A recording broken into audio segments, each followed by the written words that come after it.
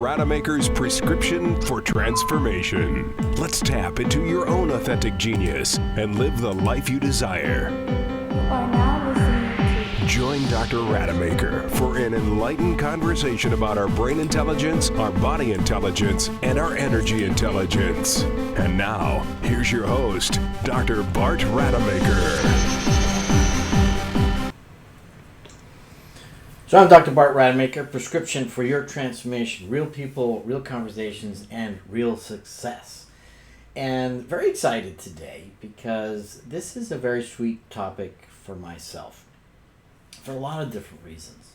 You know, I've been in the healthcare industry for a very long time, basically since the age of 17. And I'm not going to tell you how many years I've been in it because then I guess I'll just give away my age, which we can't do. So, but the key thing here, and, I've been naturalized to the United States, born in Holland. But my own father was actually very involved in the Second World War as part of the resistance.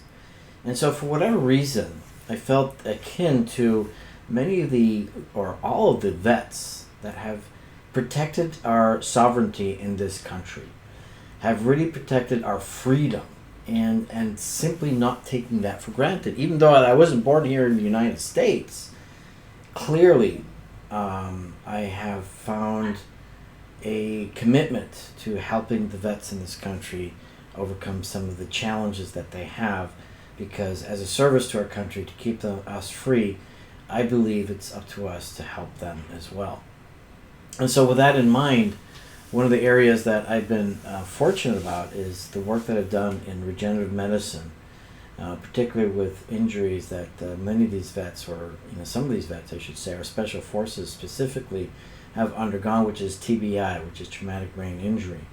And really what that is, it's a matter of inflammation of the brain, and many of the treatment modalities are not effectively taking care of this. But with the advent of what's called regenerative medicine, we're able to take care of that. And so I've been blessed to have helped about 16 Special Forces officers or military personnel with very significant results. So why is that relevant today? Well, I'm very appreciative of everyone that is serving our country in the military services and looking for different ways to support them. And today is special because there's this amazing Danielle Brown, and I'll allow her to share with us, what her commitment to our country has been. But more importantly, I've been fortunate to be working with her at a very special event on personal growth, and interact with her, and was actually inspired by many of the ideas and insights that she has in regards to healthcare as well as mental health. And these are very relevant, for us today. And today is about being a healthy vet. And so I'm particularly excited to be talking to her because she has that insight of what's possible and what our future might hold for us, because we owe it to our vets to take care of them. So Danielle, thank you so much for joining me today. Thank you for having me, Bart. I'm excited to be here. So, we've talked about a lot of different things. And but I'd like for you to share with us a little bit about you, what you're passionate about, what's important to you. Also, perhaps, if you like, the motivation to serve our country and what it means to do that, and what is it that you're wanting to do now. Awesome. Well, thank you. No, that's a great question. So a little bit about me. I'm 37. I joined the military super late, so I've got a couple of different views on military and life in general. My reason for joining the military was it started with a patriotic itch when I was younger. I don't know where I got it from. I had a grandfather who served. He was Army, and funny enough, I don't talk about this often, he actually passed away in a VA hospital on Phoenix years ago. He was very young, he was in his 50s. And that was really the only person I personally knew. And then I had a sister who joined the military. Let's see, I have some cousins, but other than that, I don't know what it is. I had an itch somewhere early on just to serve. So what I did is when I was 18, I was in high school, I walked myself into each recruiting office, the Marines, the Air Force, the Navy. And at the time, funny story, I had braces on, and they wanted me to take them off. Well, I was in a position with my math, I wasn't comfortable to go into 18 at that time. So I chose not to join when I was 18. I went into business for a lot of years. A lot of my background is in civilian healthcare, different business aspects, real estate, things like that. And then I had a few major things in my life happen a few years back, and I made that decision, like, you know what, it's now or never. I think it's time. It was one thing I didn't want to look back one day and it bypassed me and think, you know what, I never did serve my country. And at that time, my sister had been in for a long time. My boyfriend, then now husband, was in, and just jumped in. I was 30 years old when I finally went to basic training. So what's been like for you? You know, I've got different experiences with it. It's funny because I think joining older, you have an experience in civilian life. You come out of high school, you have all the struggles of life where you're working, you have family, you have school, you have finances, compared to the 18-year-old who comes straight out of high school and recruiters in school, recruiter office, boom, basic training, they're in. And I think the major difference between joining young and joining late is you're ingrained, and they build you up the way they want you, and you have that protocol, you have that demeanor about you. You really don't know life outside the Navy. So I think what I see now, looking at a lot of the younger and the older in the military, is there's so much unknown for them on what's out there in the civilian life, where that's the super comfortable part to me. So I think joining older, a lot of people I'm with now are retiring, like my age is retiring now. And so I think it's a funny mix when you join late. Do I have any regrets joining? Oh, absolutely not. I'm so happy I served my country. So happy. You know, one of the great benefits, of course, that in the military, in the services, are two things that I find, me not even having been part of that. You know, one is the community, understanding the importance of community. And I think that's one of the things that, it's easy to lose in today's society with all the distractions. And that's some of the things that we might talk about later on. But also personal growth. I mean, there's an accountability to be your best. Obviously, you have to perform at the highest level. So I'm guessing, knowing you as well, because, we work together actively at a personal development event, that you're very eager to grow, to be accountable and to grow so that you can become a better person and also be of service to others. And so just a quick reflection before we dive into, what your thoughts about healthcare and mental health. But what's that aspect been for you? Being your best, finding those different pathways to learn, to grow, to expand, and also to be accountable, because that's been my personal experience with you, is your tremendous growth, your responsibility, accountability, and wanting to constantly improve. Great question. I think that one thing you don't really know about the military until you join, and again, every person is different. I think you have to see opportunity, be open-minded to opportunity.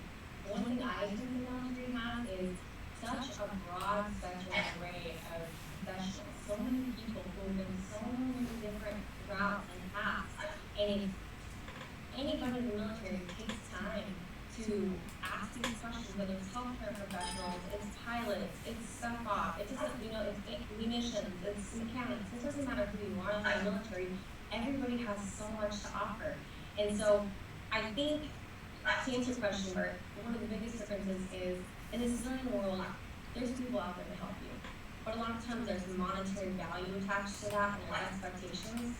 In the military, you're not promoted unless everybody under you is promoted. You're constantly training up the generation under you to take your place.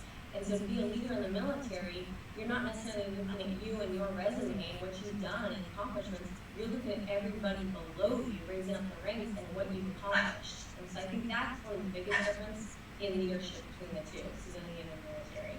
Right. Awesome. So let's jump into wellness, health, medicine, whatever. I know you've been very active in that part. And just to position this conversation today, as much as you feel inspired to contribute to that, for myself, being a plastic and reconstructive regenerative surgeon, having trained in 2 different continents, having grown up in 5 different countries, and really understanding the variety and the different modalities or dimensions of health and wellness.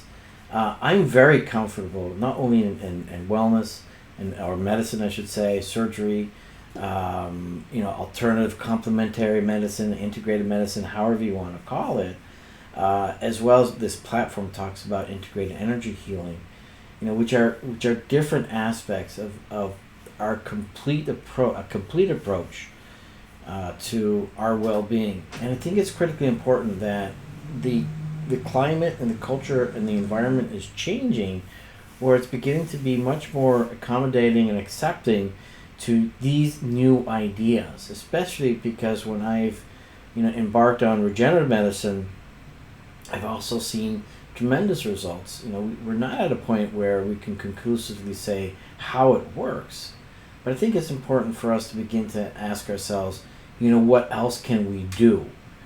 And so my question, with your experience, your thoughts, and kind of curious to see your perspective of what can we start doing?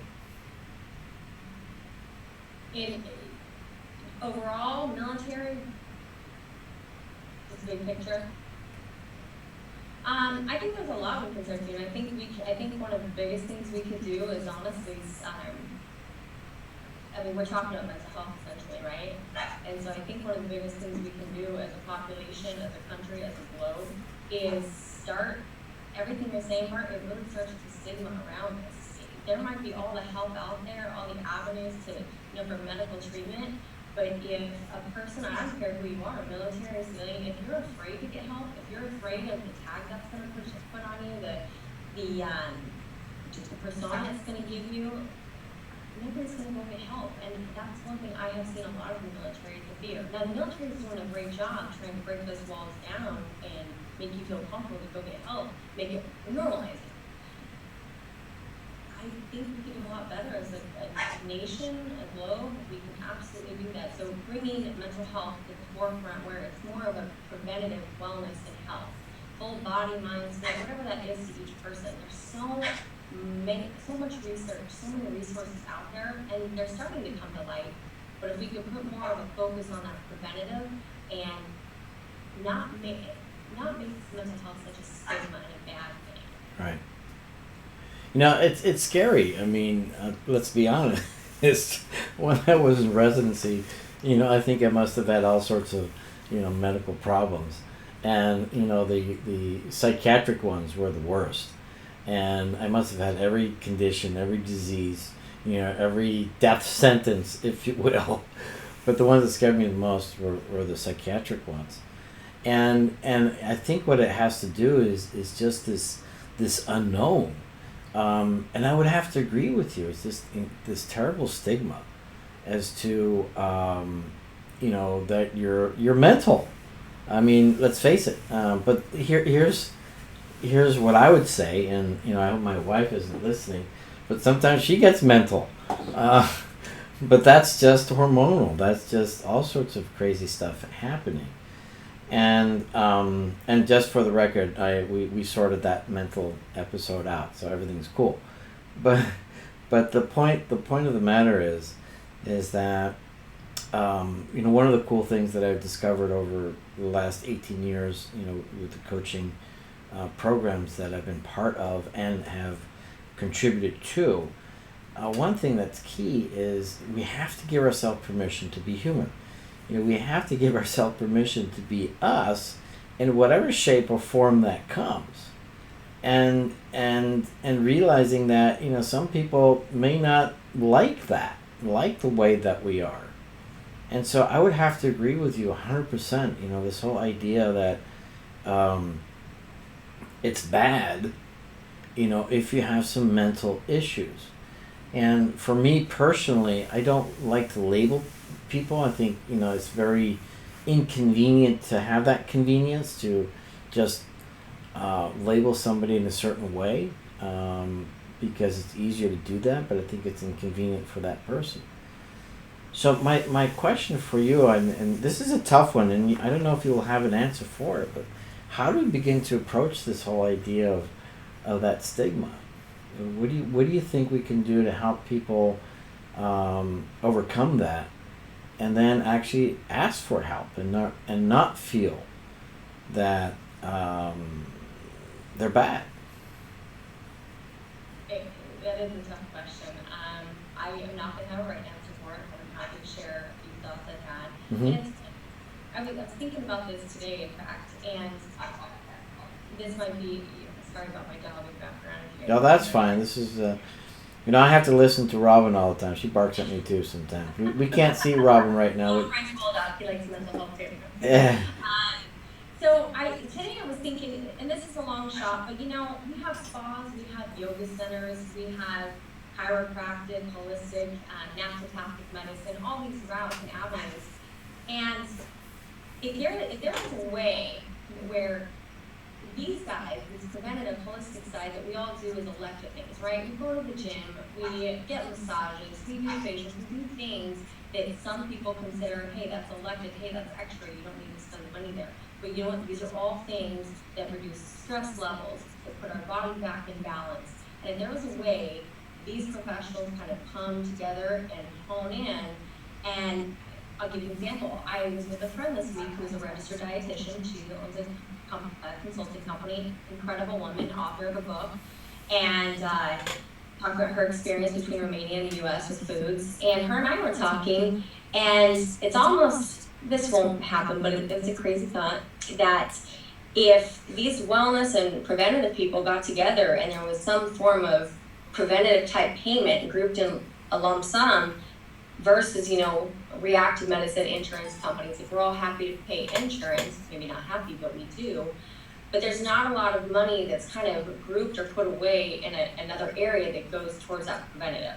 So again, I don't have the right answer, but back to your question, Bart, I think how we can start to change the stigma around this is, one, I think topics, just having the conversation. And I think that when medical professionals, anyone in a professional environment, educators, I think it starts with, this can be number one we start with. When we speak to other professionals and we speak to each other and we're saying, hey, it's okay to reach out. Anyone you know, your patients, your friends, whoever it is, when you teach them or when you talk to them, I think it starts with us. The language we use when we educate others on how to help others, it starts there. In other words, maybe not using such terms as crazy, as out there, as mental. If we educate educators with that language, they're going to go out to everybody who needs it with that language. And we don't always know, maybe these educators need help themselves. We can use military for an example. You tell military, hey, we see this in medicine, or military medicine, if you tell these guys, hey, if you recognize any of your patients and you need to send them in, you get anyone crazy coming into the hospital, here's your steps, X, Y, and Z. Well, if we take a step back and take that language out of it, I think we can help the population we're talking to, and in a sense, we're also teaching them how to go talk to the secondary population. So I think that's a start, if that helps. I think you're right. I think it's, and I'm going to ask Robin in a moment to chime in as well. We don't see Robin because she's just so stunning. She doesn't want to get all these phone calls. But I think you're right, and I think the challenge though is part of it has to do with the fact that we have to be able to communicate, to other people what's going on with a particular person, and then we sort of begin to label them. But then again, as a lay person, we just don't understand what that is, and sometimes people are just simply wrong, And the truth is, and in particular, and I'm not so sure if it's more prevalent today than it was in the past.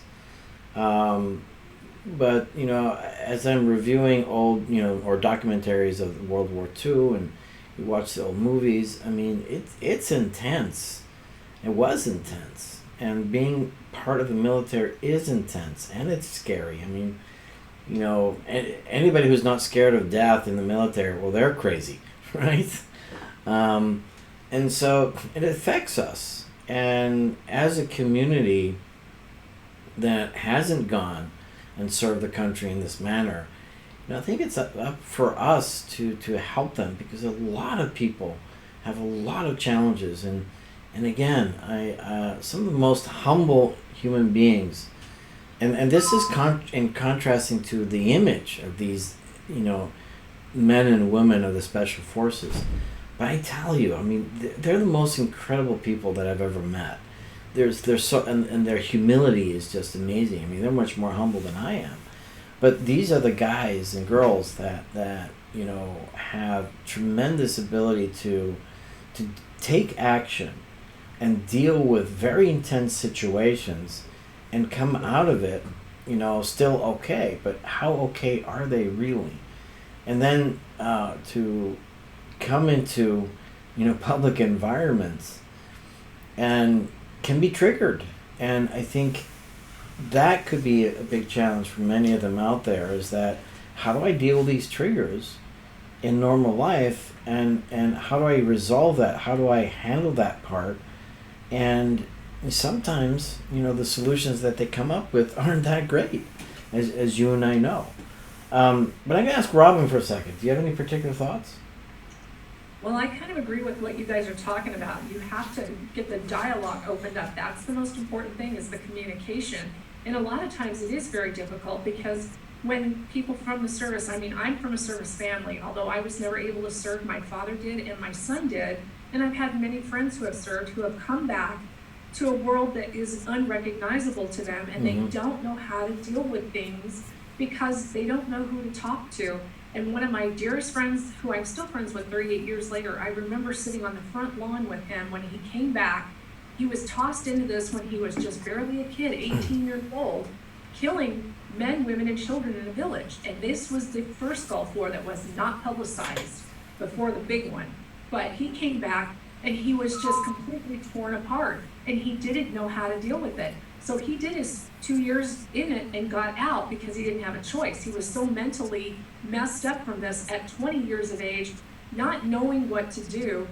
And I just started talking to him. And the biggest thing that we need to do is we need to listen.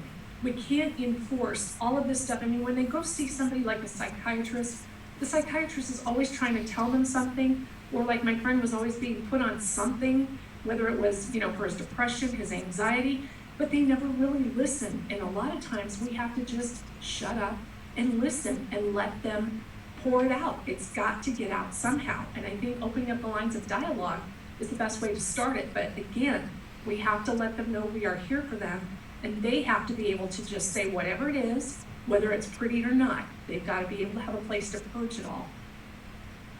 And a lot of these guys, they think that a lot of them want somebody who's a psychologist, and they want somebody who they don't understand them, somebody who's been there. They don't want to open up if it's going to almost be a waste of their time, and can't relate where they've been and where they're coming from. Yeah. So any particular thoughts that or suggestions that you have to us common folk? Okay, that's the non-military people. Okay, because we are. You know, any particular thoughts that you can share with us, perhaps, that might help us? I mean, Robin just said a whole bunch. I mean, is there anything else that you can remind us? And again, you know, I find it, you know, fascinating. And just to be clear, on this platform, this is not a political platform. This is not a religious platform by any means. But you know, there's a certain kind of human responsibility that we have, and there's such animus or animosity towards the military that I just find astounding. And these are the men and women who are protecting our country because, you know what? As much as we wish to deny it, this is a dangerous world. And unless we protect the sovereignty of our country in all sorts of ways, including borders, you know, we're not going to be able to enjoy that freedom, as many countries clearly cannot, because they don't have the military forces to protect them. So as a society, you know, what would you tell this society that, you know, to understand the importance of making sure that we do support our men and women of the military? I'm going to give you some answer to that question. to the broad population out there, anybody and anybody you know in military, any families, wives, reach out. Because whether it's a service member, the wives, the kids, these guys, I'll give you a picture. These guys move around the country. The Navy's every 3 years. You can get orders in the Navy every 3 years as they locate. In the States, out of the States, Air Force, the other branches, some of them stay a few years and others rotate a few years. Imagine picking up your life, picking up your children, packing up your house, finances, everything, and moving. Imagine every 3 years starting over. Who do you trust with your kids? One of the spouse, the male, the female, they're deployed, the other one's home with kids. And a couple of things civilians can do. Jobs. There's a lot of people doing a really good job creating jobs in her states. Working on insurance interstate, opening that up. Well, the other thing, I know there's a lot of if anyone has access to these things, if we can open up more interstate licensing, jobs, anything like that, then the spouse, male, female, can easily pick up jobs and keep that. That's going to keep stress down, and that, the family, it's going to keep them more wholesome and low stress on everybody. Other things, anybody knows anyone in the military, invite them over for dinner, invite them somewhere, because a lot of military, they shoot themselves down at home, they keep these walls around them, and they don't go anywhere with that, and they block everybody out. So sometimes the civilian world, if you force your way in and break down those walls, you're going to help to stress out family. You never know if you're going to help. And then medical professionals, if there is a way to help build compartmentalization, this is if there's a way to focus on building compartmentalization or helping at an early age, anywhere in school or in high school, you get wind of military, having back to this conversation with a 16, 17, 18-year-old, ROTC or not, having this conversation of, hey, here's what you're going to face, combat, not combat, here's real life, having these conversations, either reactive medicine, having them in proactive preventative fight, like systems might be up against. Right. You and I were last thing, you and I were out recently with a young kid who's getting ready to join right now, and it's one conversation he and I had. I said, hey, you know what, if things don't work out the way you want them to, here's the bright, here's what might happen, here's the dark side you might be up against.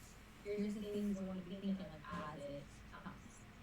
So what's up with your dog though? Does the dog disagreeing with you or agreeing with you, or just? I want to talk to Robin for about 10 seconds. I can just shut the door.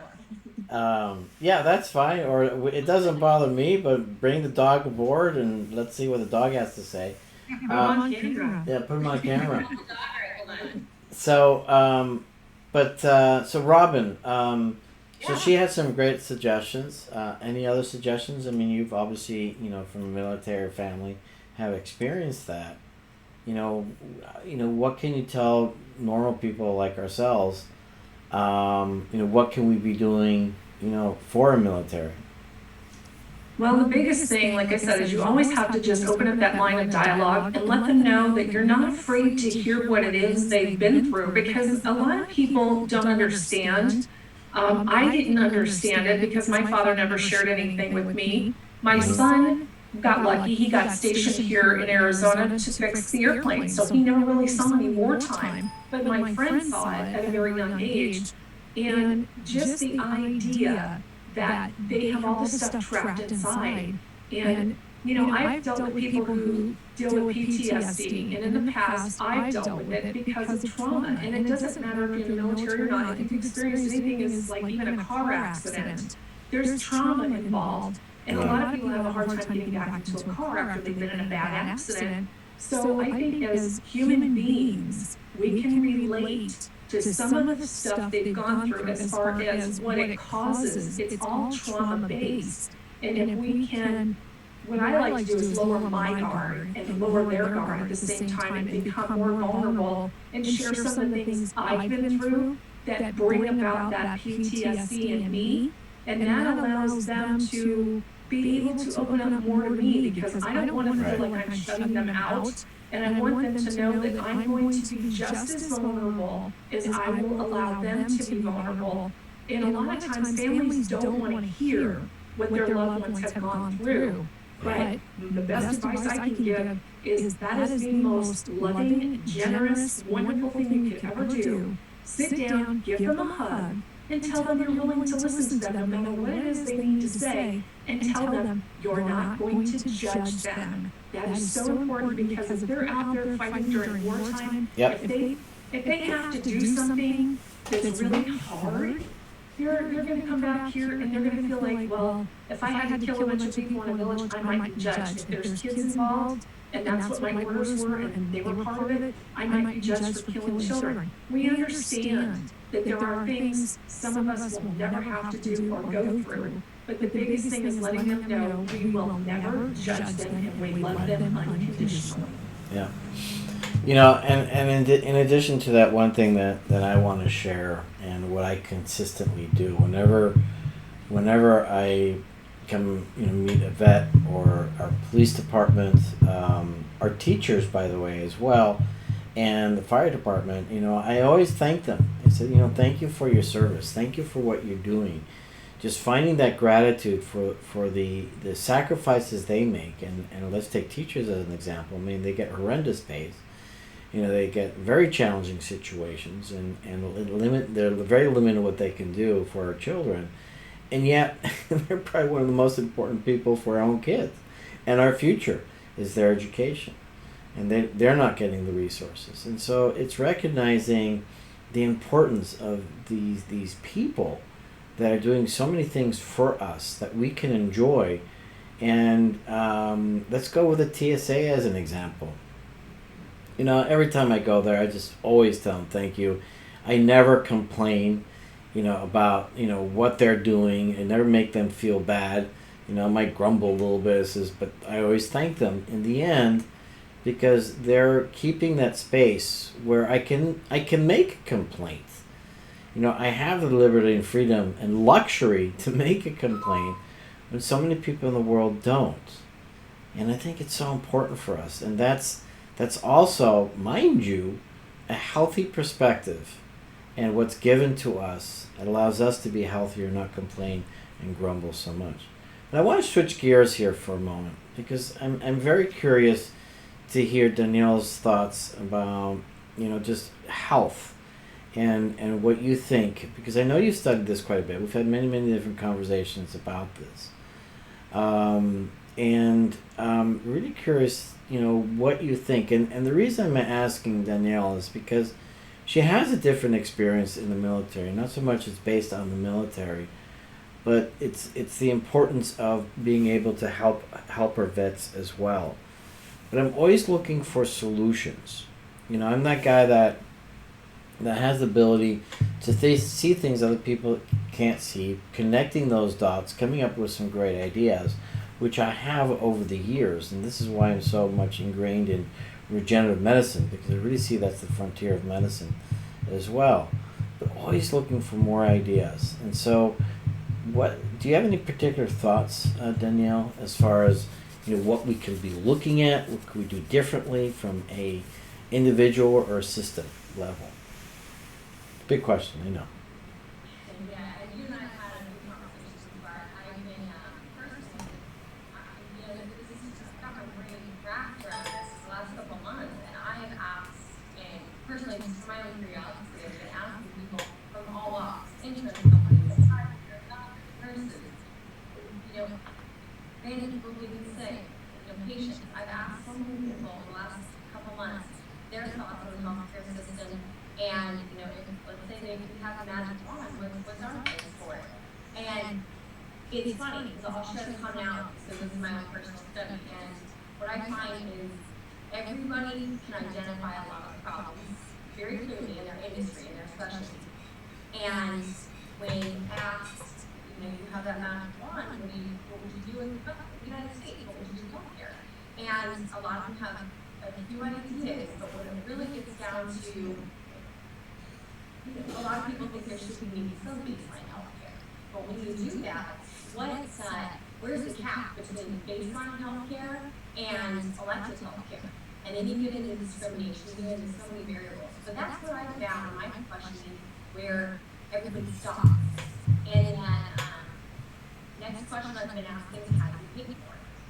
That's the other one where I haven't found in 4 months at least 38 plus people cannot give me an answer how you pay for it, where it comes from.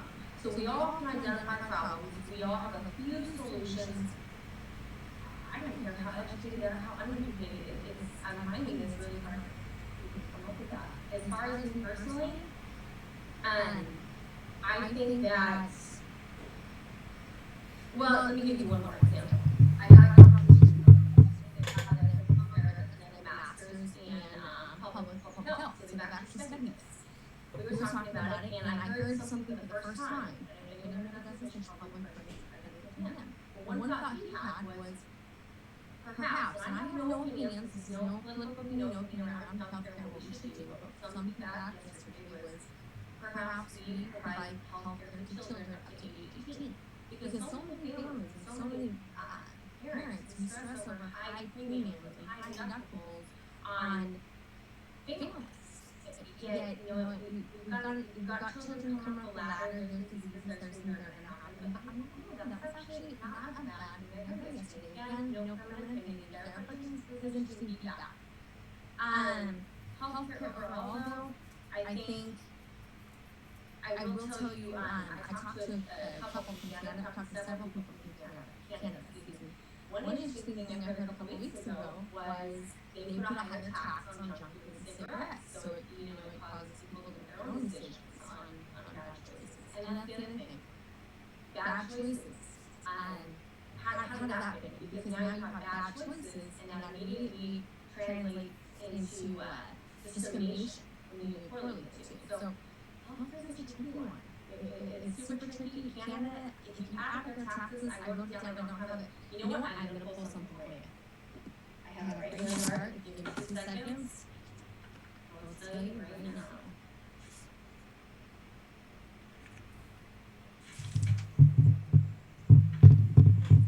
This was from Canada, okay?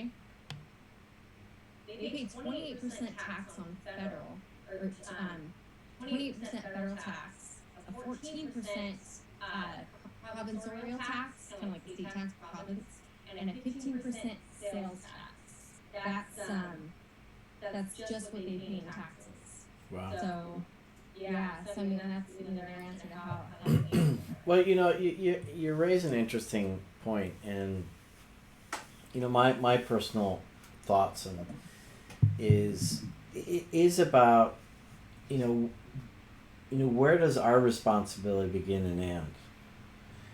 And I think that's why I love this personal development so much.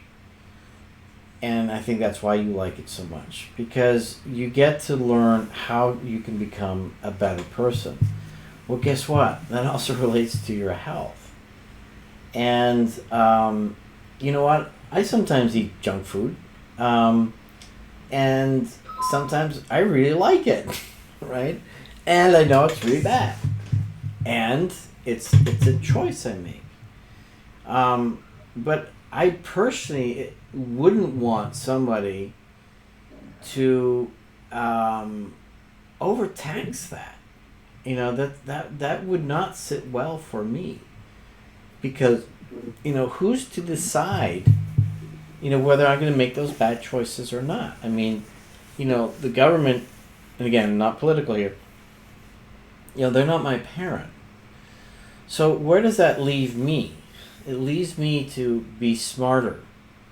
And so, I think, with some of the solutions and things that I've been working on, more from the perspective of wellness, is really helping people make better choices. Also, as a coach, that's what I do, is helping people make better choices. And there's a great phrase that I came up with. I didn't come up with it. Somebody else did. Is, let's design your future health history. And so let's look towards the future as you look back to the past and realize what your history was by making smart decisions now. I like that.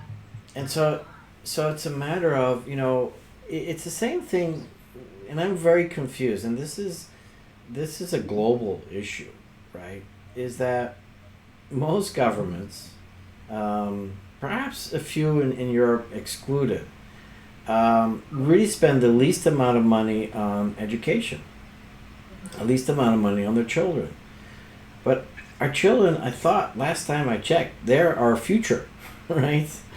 And so, in a way, we've really got to take care of them and teach them well. And, we're not teaching kids, strategies of life, lifestyle choices, that kind of thing. That's what we need to be teaching them.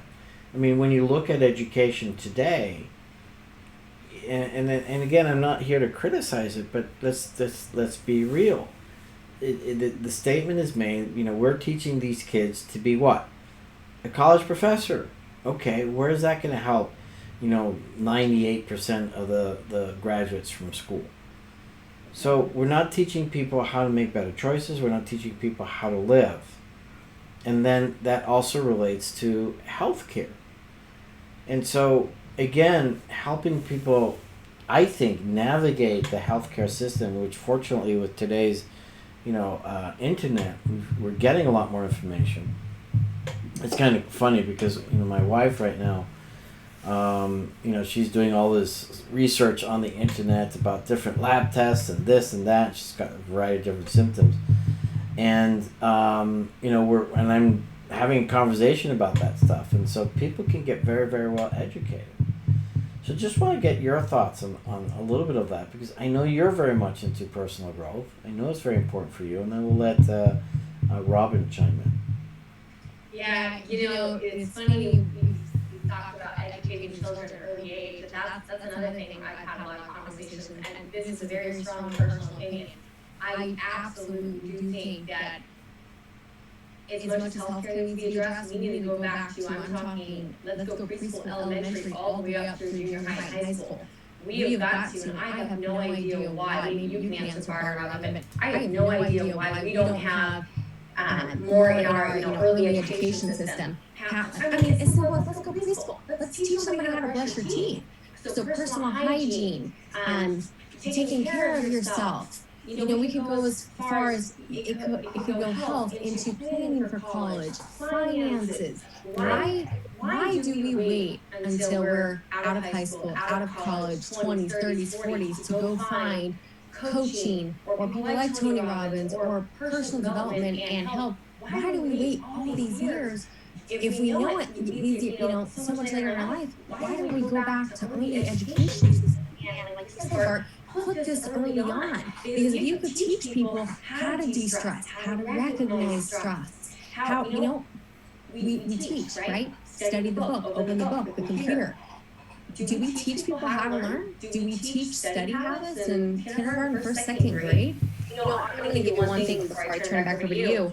I took a course one time, and part of this course was a bowl of little objects, paper clips, maybe a rock. It was 12, 13 years ago. And it was sitting on a table across from the person who was talking to me and one other person. And she said, I want you to describe to me, I want you to tell me how to start a car.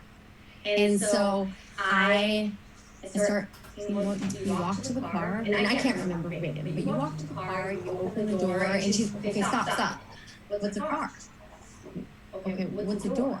And so I go back and I start over, and I think I do a door handle and car keys. What are car keys? What's a door handle?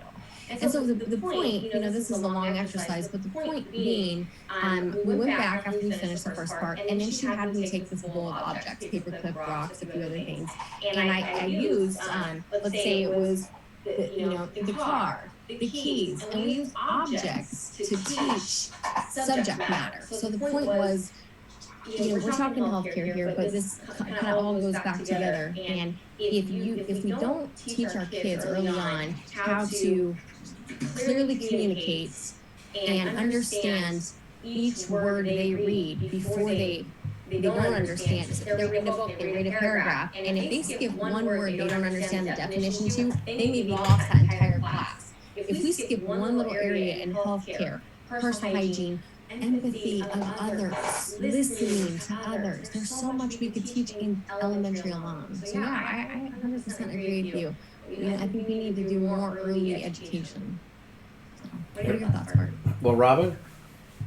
I'm in total agreement right there because I always came up with the philosophy. My parents didn't teach me anything, so when I raised my son, I always thought, okay, I know this is a kid, but I'm raising an adult here. I've got to prepare him for when he goes out that door into the real world. I don't need him crawling back home and telling me that he can't survive. And I think that's the problem. We're not preparing these kids for anything. And, I had this discussion the other day. Why aren't we teaching kids in junior high or high school how to balance a checkbook? That's like, they think because they have a checkbook, they can go write rubber checks. They don't realize that. I mean, there's such the simplest little things that go back to our childhood. We were taught, okay, you do some chores, you earn some money, and that's how you live your life. You go through all these processes, but I totally agree with what she's saying, that we need to go way back and we start, we have to start really breaking this down to where it begins. It begins when you're a child. And there's a lot of things that are left out. I mean, we should be teaching our kids what self-worth is all about and self-care. You've got to take care of yourself because when you become an adult, you're going to be lost if you don't know what you're doing. Yeah, what's a checkbook? I forgot about. What is a checkbook? Well, yeah, everybody uses debit cards now. And you're so right. And it's interesting there. I saw this YouTube interview about a Subway store.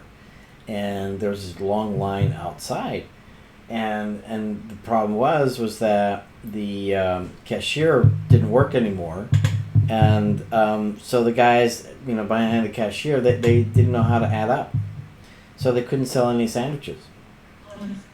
And it's like, wow, and this is just like a couple of years ago, and so it's insane. So then if somebody can't do basic math, right? And I find myself, cheating all the time. I'm lazy now. I just get my phone out and do the math myself. Well, think about this, Doc. We don't even memorize phone numbers anymore because they're saved in our phone. And what happens if we lose our phones and we don't remember the most important numbers when we're in an emergency situation? Yep. Right on. And 911 is not going to be enough. They're not going to be able to find things. And I think empowering kids to make a lot of these decisions. I'll give you an example. I have a registered dietitian. My son who's about 6, 7, and he had a candy last month. They eat real clean at home, but she'll let him have little treats now and then. She'll come home and she lets him have one piece of candy, and he brings the bag to her, and he's like, "Okay, mommy, you can throw the rest away. I'm good." So he comes home. He didn't tell him to do that, but it's just creating that atmosphere. But so I think teaching our kids, and I think empowering them to make their own decisions too. Yeah, there's so many studies out there that's just absolutely brilliant. And if we started paying attention to that, as a society, I think a lot of the health issues would simply go away. One of the things that, I've been doing over the last, say, 15 years is developing all types of wellness programs, really to make it that much more accessible to people. And I'm actually launching a new product out there, Danielle already knows. And it's really exciting because it's about being able to give people the access to the information the way that it needs to be given so that they can make easy decisions. But it still doesn't, provide the motivation and accountability of those choices. But information will. And so when we start supplying people with the right kind of information, the right access, easy access, and then understanding the consequences of our choices, then things will change dramatically. Now, that's one thing I'm guessing in the military is that they teach you very clearly. I mean, there's consequences to every choice you make, right? Absolutely. So, go My ahead. son had those consequences delivered on him. Uh-oh, what happened? He lied to his commanding officer several times, and it was all over that bro code in the military where, he was 20, so he got booted because he lied to the officer and wouldn't tell the truth, but he just didn't want to tell him that his roommate, who was a few years older, had purchased alcohol that he got busted with when he was underage drinking. So Mom got the blame for it, but the commanding officer didn't fall for it, and they still gave him at least he got an honorable discharge. That was a good thing, but you know, he did lie to his commanding officer, so there were consequences for that. Wow, that's crazy. I know, kids will be kids. So tell me personal development for you, Danielle. You know, what has that done for you? I know you've gone to events. I know you supported one recently with me. You know, where we're watching out for any kind of ways that we can help as a team. You know, so what's personal development for you? What's it done for you, and how's it changed your life? Oh, and by the way, before we go there, I have Natalia and Yara saying all sorts of things on Facebook. I can't read it right now because Are they watching? Yeah, they're watching. So you can do a shout out to them. Hey guys. That's awesome. Thank you. Yeah, personal development, I'll tell you what, I wish this stuff was available when I was a lot younger. I have, my husband and I were having this conversation last night, and I have fully immersed myself in, I don't know where it came from, but my life. Any company I've ever worked for, any additional, trainings, schools, anything I could ever have access to, I put myself in. Because even if it's not right down your alley, not right in front of your business, I guarantee you're going to pick something up from them. And I think, for me personally, one of the biggest personal development pieces I love is I love, I'm in the military, in medicine, right? Let's just throw one out there. Let's say I go to an architecture firm and I take one of their classes. Let's say anything. I love going to different industries, different realms. I don't care if I take one piece from that. Bring it back and apply it. And maybe not everybody can do this, but I think getting yourself out there and experiencing other industries, other personalities, other people, which, like we just experienced, Tony Robbins is, there's lots of others out there. But I think that's one piece that immersing yourself in other areas as well as other people. When you let other, that's this conversation, when you let other people in your life, you bring how many years of their background, their education, their experience. And especially in today's environment, if we remain open-minded to Robin, if we just let that in, how many years of experience, how many different perspectives, how much personal internal analysis did that person do to interpret that information they originally heard. So in personal development, I think it's being open to anything from classes, seminars, new job opportunities, but a huge one for me is people. And I mean, we're not even talking, we're not even really talking about small things you do for yourself. But I think the big one for me in my adult life is I'm really working on, you guys all laugh, on vulnerability. It's not going to strike the mind, just opening up. But you know what, I will tell you, the few times I've been in my life, it's brought the most. It's brought out more in other people. So we let our walls down, and then other walls come down. So it's one area I'm working on. I think trust comes with that. Bart, we talked about that today. And when you trust others, before you trust others, I think you have to give yourself permission, right? So if we give ourselves permission, whatever that means to us, to trust another one, ourselves permission to open up to something else, that opens the gateway for communication, and that's when I think the personal development comes in. Because if we're closed-minded, if we have our opinions and we're always right, we're not going to grow. So I think to go back to the root of it, personal development for me right now is really, I've always been an opportunist. I see life in solutions, I see life in positivity, but letting people in and really absorbing not just criticism and feedback, but taking their experiences and thinking. I think this is a big one for personal development. Right. You know, in a way, you're also saying what I like to say all the time is, recognizing the greatness in other people. As a coach, I always do that, and not looking at what's wrong with them, because that's just my opinion. And if there's anything wrong with somebody else, in fact, I need to don't know what I did with it now, but I need to bring out my own mirror, right, and show myself. Well, if I'm criticizing somebody else, then basically that's a confession of myself. To that person. And I think Emerson stated that very, very eloquently, or Edison, I forget who it was. But when we are so critical of others, it's basically a confession, of our own inadequacies, and I think that's really important. But again, I think when you talk about trust, you're absolutely right. That's where we've set aside that judgmental aspect, which we think is protecting us, but really is denying us, that truth that we need to face ourselves, and that's being honest with ourselves. But when you do trust, it is to verify. I know our time is up. It's been a very enlightening conversation with you, Danielle. Really appreciate you and your service, and all the people that are related to you, and Robin as well, and your family, for the service that they've given our country, so that we can have this kind of experience. The safety in our own homes, in our towns or cities, and being able to be free and talk about things that are very important to us. So before I wrap it up, just a few words of wisdom you want to share with us as last word.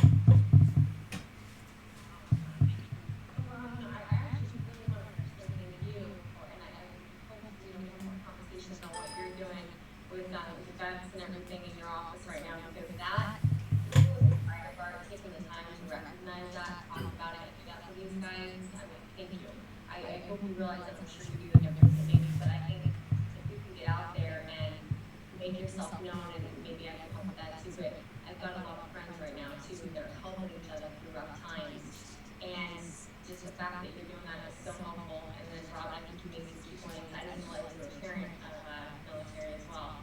But in closing, I just think that here's one big thing for anyone who may watch this is whether we're military or civilian, we're all people.